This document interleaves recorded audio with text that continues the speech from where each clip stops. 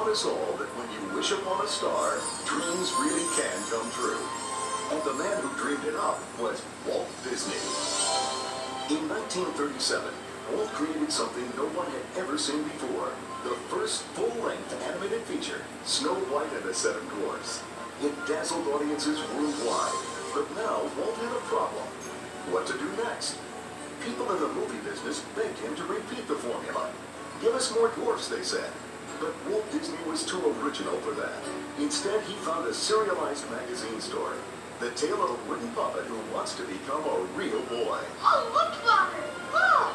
The Blue Fairy gave life with one stroke of her wand.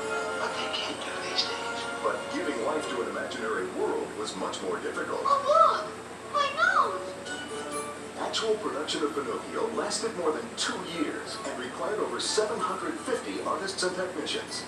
Many new techniques were developed during the making of Pinocchio, as animators faced an array of new challenges. For instance, how do you create the effect of being underwater? Look out below! Their answer was to pull a piece of corrugated glass across the animation cells, giving the effect of ripples in the water.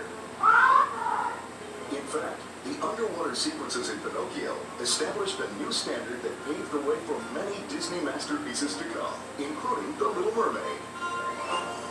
In Walt's imagination, the world of make-believe was very real. He insisted that the animation must imitate life. Above all else, the illusion had to be believable. He had three-dimensional models built of many of the cuckoo clocks and Pinocchio, so that the artists could study their movements. The model of the coachman's carriage was even fitted with shock absorbers to make sure that Jiminy bounced over every bump in the road. Here we go again. In addition to the use of models, they went one step further when drawing their characters.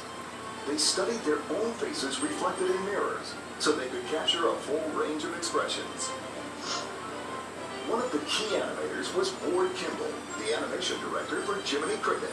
Walt Disney was a great actor. He'd get up, he'd be carried away with the characters. He'd get on Pinocchio, and he'd act out foul film, the way he'd shrug. And we'd watch him, and our jaws would drop. Walt was the ultimate perfectionist. It took 12 different animators 18 months to create a Pinocchio that met his approval. Pinocchio. But Walt knew that Pinocchio needed something more, a loyal friend and advisor. Cricket's the name. Jiminy Cricket. When Walt said that I was in charge of the cricket, I said, well, this should be easy. I'll see what a realistic cricket looks like. Ugh! I kept eliminating all of the appendages, the feelers, and the sawtooth legs and arms. And I kept at it until finally he says, I can live with that. Jiminy became the first in the long tradition of helpful Disney sidekicks, like Timothy, Sebastian, and another famous cricket, Cricky from Mulan. Over the years, many fine actors have brought their gifts to the classic Disney films. For the part of Pinocchio, Walt cast child actor Dickie Jones. A lot of times they would come in and they would get real close with a small camera and just photograph our nose, our mouth, and our chin as we were doing the dialogue, so that the animators could actually see how a nose would work and the lips would move to form certain words. But Jiminy! You buttered your bread. Now sleep in it. In the case of Jiminy Cricket, Cliff Edwards, who did the voice, had that personality in his voice. He had a way of talking to Pinocchio.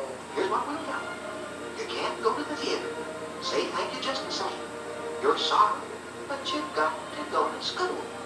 So he just animated to that voice, and that became the personality. And that was a lucky marriage of visual design and the sound of his very friendly voice. Gee, thanks.